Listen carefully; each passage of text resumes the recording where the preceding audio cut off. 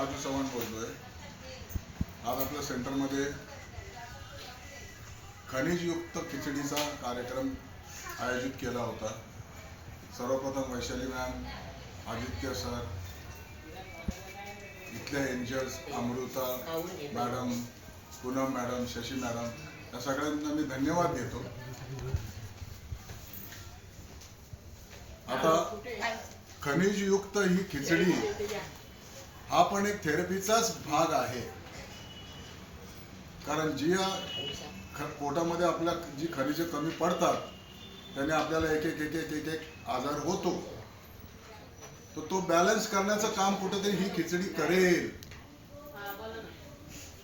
हा मला विश्वास आहे. आणि म्हणून वरच्यावर असे कार्यक्रम ठेवत जा ही सगळ्यांना विनंती. आणि परत एकदा सगळ्या angel sir, Aditya sir, Vaishali ma'am यांना थँक्यू, धन्यवाद.